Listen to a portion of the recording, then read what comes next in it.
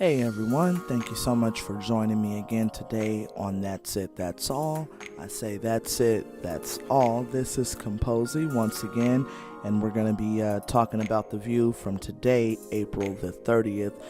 Today is the last day of April. Man, this year is going by so quick. Today they were talking about in the Hot Topics. They opened the Hot Topics with Whoopi Goldberg talking about a clothing line that she's going to be starting. I love Whoopi Goldberg as an actress, and I really have a lot of respect for her as a woman of color, as a black woman in the industry, and what she's been able to accomplish as an EGOT. It's been phenomenal, and she deserves it because she is a very talented woman. A clothing line, I don't know about that.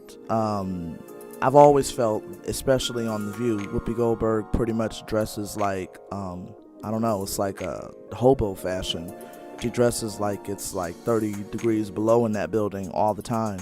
And perhaps it is, I don't know. I haven't ever been to a part of the live studio audience, but fashion line, that's pretty interesting. But hey, good on her.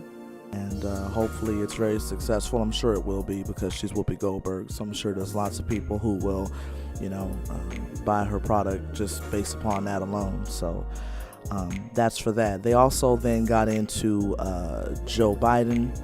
And as I mentioned on the video where we talked about Joe Biden, or when they had him on the show last week, the big problem that people were having with his response regarding Anita Hill,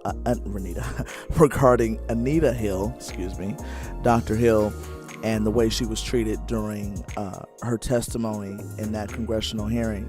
He finally has said what people were looking for him to say, and that was, I take responsibility for the way that hearing was conducted and how she was treated as a result thereof. I hope that puts the topic to bed. At this point, Dr. Hill has moved on. Clarence Thomas has been sitting on the Supreme Court since the 90s. That's been over 20 years now, and hopefully he has accepted the responsibility. Hopefully we can now move forward. I also hope that we can put all this to bed regarding him and him getting in people's personal space or whatever else it may be, because as Abby and as Sonny and Megan both mentioned and pointed out, none of the women who said that they felt uncomfortable have ever said that his behavior rose to the level of sexual harassment or assault. They always just said it was more like he just made them feel uncomfortable. I was happy to see his wife answer that question about what she thought about it. I have a tremendous amount of respect for Dr. Jill Biden. I can't speak for all 50 states in the union, but I know here in California, the professors that teach in the 2-year universities and the community colleges versus the teachers that teach in the 4-year universities, they all have the same education. They all have the same credentials.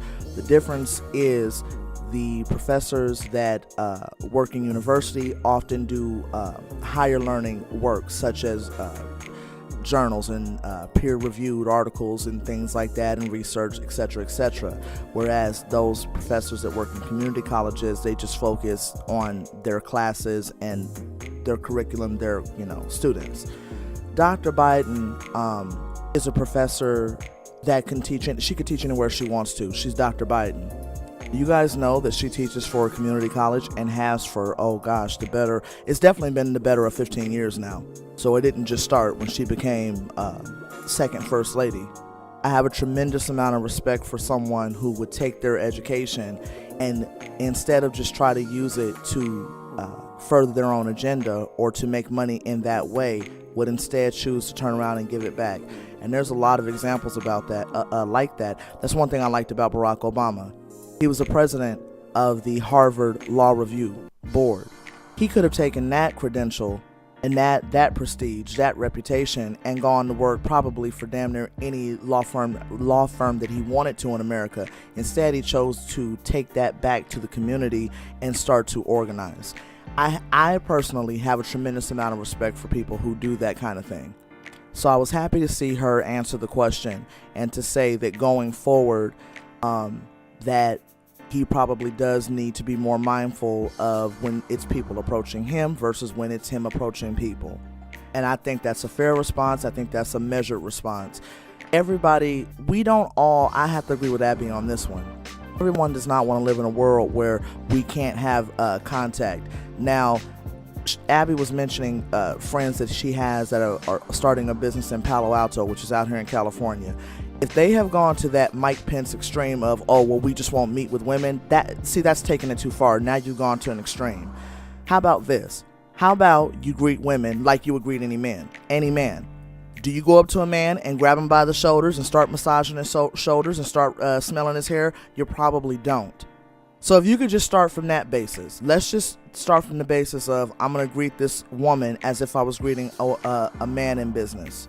Now, again, I agree with Abby. I don't want to get to a world to where we're not able to hug somebody or to show some kind of physical contact and affection, because sometimes people do need that. You need the human touch. There's a reason why we have that sense. Babies need to be touched. People need to be touched. We need human contact. But I do agree it should be when we want it, and it should not be forced, and if the contact makes us uncomfortable, I hope that we will get to a place where we can say, hey, I really don't like what you're doing. That's making me a little uncomfortable. Would you mind stopping? And I hope that we would get to a place to where a person would need to tell you to stop sniffing their hair or rubbing their shoulders. You would just instinctively know that this probably is not the best thing to do. But I hope that their answers on this put all of this to bed and put this to rest, because at this point he's answered and answered and answered. The other portion of the show that I want to talk about is Pete Buttigieg and his answer and what he feels about him having white male privilege. I thought his answer was very good, and I agree with Abby to the point of he did not seem apologetic. It seems to me that most of the time whenever white privilege is brought up, or any kind of privilege, male privilege, it doesn't matter. Anytime you start telling any group of people that they have a certain privilege, everyone wants to feel like everything that they've done, they've earned it on their own some kind of a way. If you ask Abby and Megan, they will admit that they got on the panel in part because of who their fathers are, but they would probably both argue that it's more so based upon what they've been able to bring to the table as young conservative women. Now, all of us may not agree with that, but that probably is what they would argue, because everyone wants to feel like they made it on their own. No one wants to feel like everything that they have is because of someone else. Why do you think Donald Trump will not admit how much money he got from his father? He wants to pretend like every dollar he's ever earned, he's earned it on his own. And it goes the same with male privilege. It goes the same with white privilege. There are a lot of privileges in the world. There are privileges that gay men have that gay women will never have. There's a whole lot of nuance to privilege. Like it doesn't just bear down to white or male. There's a lot of areas of privilege, and it runs along class lines. It runs along gender lines. There's colorism privilege. There's all kinds of privilege in the world. There's masculinity privilege. There's all kinds of privilege that one may be shown. It's not to say that your life is going to be easier. And I don't know what Whoopi was talking about when she was trying to make that. I guess that's the point she was trying to make, is that you may have privilege, but you don't want to talk about that because your particular type of privilege that you may have been afforded may not be making your life any easier. But I think that's the point that most of us would argue. You may not feel like your life is any better because of the privilege that you've been afforded, but it doesn't negate the fact that you have still been afforded that privilege. You don't get to say, well, yeah, I have this privilege, but my life is still hell. Well, yeah, that may be true. Your life is still hell, but you still have a privilege that's afforded you a much better level in hell than some of the rest of us. How about that? Your hell is not getting shot when you go to your neighbor's house and knock on the door at an odd hour because you need help or because your car is broken down. Your privilege affords you that. It's not to say that your privilege is going to give you everything. Privilege is not to say that you're going to have a silver spoon in your mouth. Privilege is just to say that in some ways you're going to be the benefactor of a system that's been set up to make you the benefactor. That's all. And there's nothing wrong with admitting that. So I appreciate the way Mayor Pete addressed that. I thought he handled that well. You don't. None of us need to apologize for anything that we were born into, because none of us can change any of that. We can't change who we were born to. We can't change the way we look when we're born. We can't change our skin color or any of the rest of that stuff. But as Joy said, the first start of this, or the first step towards making any inroads to a difference, is admitting it. So you have to admit it. Last point I want to make is this. Abby said something today, and she also said something yesterday, that yesterday I didn't say anything about it, but I definitely heard it. But today she repeated it, and so me and my 4 subscribers, we're gonna address this. She said, "You deserve. Then that's what you guys deserve. You guys deserve Donald Trump. Then that's what you deserve.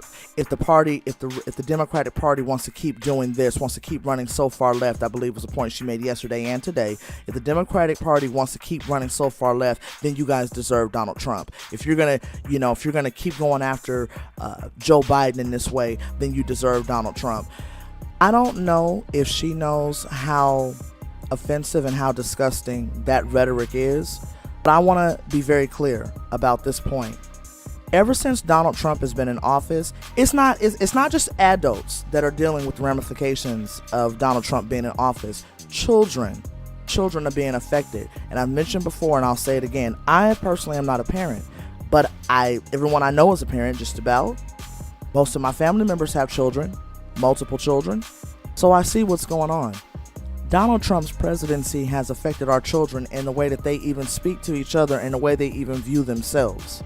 When I was in elementary school, Bill Clinton got elected. I lived in a predominantly all-white town at that point. And I remember we watched his inauguration in the cafeteria. It was a very small school. We watched his inauguration in the cafeteria. But the days and the weeks and the months following that, no one spoke any differently to me. I didn't speak any differently to anyone else.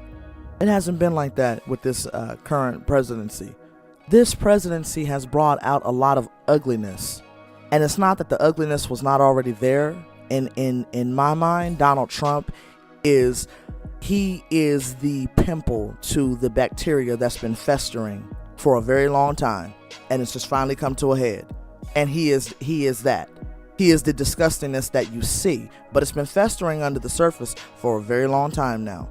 So as I said in the video the other day, no, he is not the sole cause of the reason why these hate crimes and different things have gone up. He's not the cause of it, but he damn sure is making them feel comfortable. And this attitude and this level of disrespect, and I don't care about anything, and I'm just gonna say what I want, and if you don't agree, then hey, you're fake news or some kind of way you're illegitimate or whatever else. This attitude has proliferated throughout our society, and it's gone well beyond the adults. It's gone all the way into the children. One of my relatives, he and his wife have been experiencing some of this with their son in the school that this child is in, and they weren't having these problems with this child or in this school prior to 2 years ago, prior to this Donald Trump in the office. So for Abby to say that we deserve Trump presidency, number one, is to me not only disgusting. She is a mother and is about to be a mother 2 times over again. And I don't think that she would like anyone bullying her child or making her child feel less than because they're a conservative family, because her father, their grandfather, is serving in this current administration. And this is nothing against Ambassador Huntsman. He served in Obama's administration. Hey, he seems to be one who's dedicated to service, period. And I can admire that. But I just think that kind of rhetoric, oh, well, that's what you would deserve as a Donald Trump presidency.